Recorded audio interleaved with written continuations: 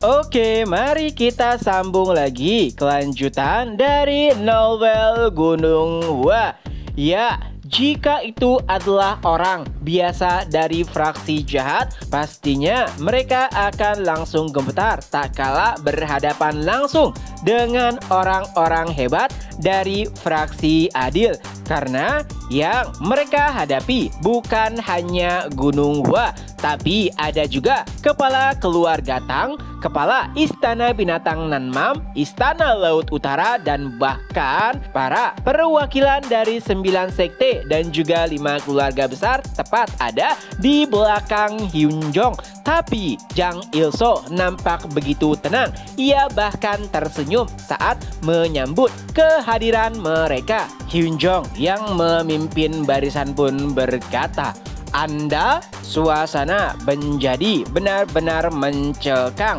Penatua Yunsak hampir tidak bisa menahan diri. Ya, klan 10.000 orang adalah kelompok yang telah membuat lengan salah satu murid terbaiknya hilang, yaitu Ungam. Tentu saja sebenarnya itu adalah hal yang wajar. Siapa yang bisa menahan diri tak kalah dihadapkan langsung dengan sosok yang paling mereka benci. Walau demikian, Ungam masih berusaha untuk menahan amarahnya. Ia jugalah yang menenangkan Penatua Yunsang untuk tidak membuat suasana menjadi semakin keruh. Nah, sebenarnya murid-murid Gunung Hua juga telah bersiap dengan pedang di tangan mereka. Ya, dengan insiden yang baru-baru ini terjadi di Gunung Hua, tentu saja tidak ada seorang pun yang tidak membenci klan 10.000 orang. Tapi Jang Il-soo menanggapi aura permusuhan tersebut dengan begitu tenang. Ia pun berkata, "Aku tidak mengerti kenapa kalian begitu marah. Bukankah setiap orang tahu bahwa akulah yang paling dirugikan? Nama klan 10.000 orang menjadi merosot dan juga hancur tak kalah 2 kali dikalahkan oleh Gunung Hua. Dan bukankah Gunung Hua mendapatkan banyak kemuliaan karena insiden tersebut?"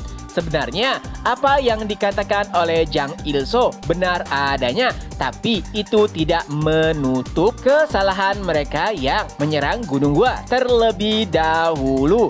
Adapun Hyunjong sendiri tentu saja sebenarnya juga ia sangat marah. Tapi saat ini Hyunjong bukan hanya sekedar pimpinan sekte Gunung Hua, ia juga adalah pimpinan dari aliansi kawan surgawi. Untuk sedikit menenangkan dirinya, Hyunjong pun menghela nafas lalu berkata, "Aku adalah Hyunjong, pimpinan aliansi kawan surgawi, dan aku menyambut pimpinan klan 10.000 orang. Tapi ngomong-ngomong, jarak antara klan 10.000 orang dengan Gunung Hua tidaklah dekat. Jadi apa yang membuat kalian jauh-jauh mendatangi Gunung Hua?"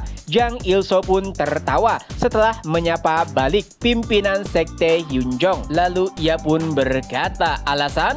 Bukankah sudah jelas untuk menghadiri peresmian aliansi kawan surgawi? Ini akan menjadi sejarah. Jadi harusnya aku datang dan menyaksikannya secara langsung sebagai bagian dari saksi sejarah tersebut." Tentu saja awalnya Hyunjong terkejut tak kalah mendengar alasan yang seperti omong kosong tersebut. Tapi untuk membuktikan perkataannya, Jang Il-soo pun berkata kepada orang-orangnya, "Kalian bawa itu kemari." Dan sebuah 3 peti besar pun dibawa. Saat salah satu peti dibuka, ternyata itu adalah sebuah harta karun. Bukan hanya emas, ada juga banyak permata. Dan isi peti lainnya juga tidak kalah hebatnya, karena di dalamnya ada banyak sekali senjata berharga. Para tamu yang menyaksikannya tentu saja dibuat sangat terkejut dan juga tergiur tak kalah menyaksikan apa yang dibawa oleh Jang Il-soo sebagai hadiah dari peresmian aliansi kawan surgawi. semua itu adalah harta yang sangat berharga. Apalagi isi kotak ketiga benar-benar membuat setiap ahli bela diri tergiur. Itu adalah sebuah pil roh, pil yang bisa membantu mereka meningkatkan kemampuan mereka sebagai ahli bela diri.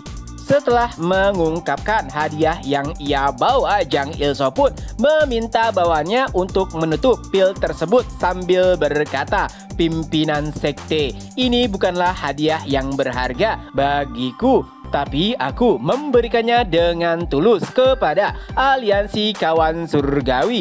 Tidak seperti mereka yang datang dan tidak memberikan apapun." Tatapan Jang Il-soo beralih kepada para utusan dari 9 sekte besar dan juga 5 keluarga besar.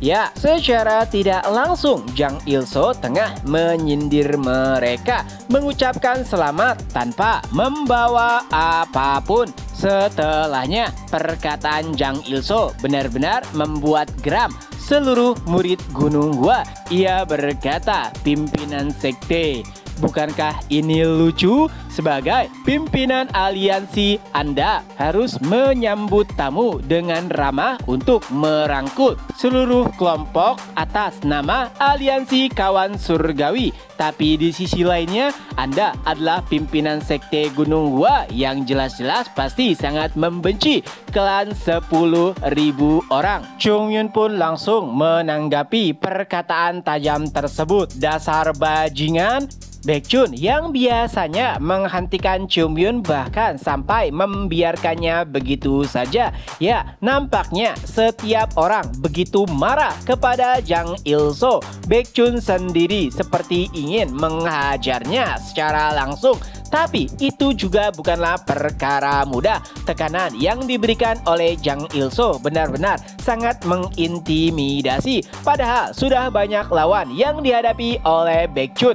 Tapi satu hal yang pasti, setelah berhadapan dengan uskup di Istana Laut Utara, Baekjun sangat yakin bahkan sang uskup sendiri tidak akan bisa menghadapi Jang Il-soo seorang diri. Kesombongan itulah yang dipertontonkan oleh Jang Il-soo saat ini. Walaupun kedatangannya menyatakan ingin memberikan hadiah atas peresmian aliansi kawan surgawi, tapi sebenarnya itu juga merupakan sebuah sindiran ataupun ejekan. Jang Il-soo kembali berkata, "Sebenarnya aku ingin merayakan pesta bersama kalian atas berdirinya aliansi kawan surgawi. Tapi setelah melihat suasananya, ini agak sedikit mengecewakan. Ya, setiap mata begitu waspada akan kehadirannya dan itu membuatnya sangat bosan. Oleh sebab itulah Jang Il-soo memutuskan untuk pergi meninggalkan Gunung Gua. Tapi sebelum itu terjadi, pimpinan sekte Yun Jong menghentikannya lalu berkata, "Sebelum itu, bolehkah aku bertanya, sebenarnya apa yang kau inginkan sampai jauh-jauh datang ke sini?"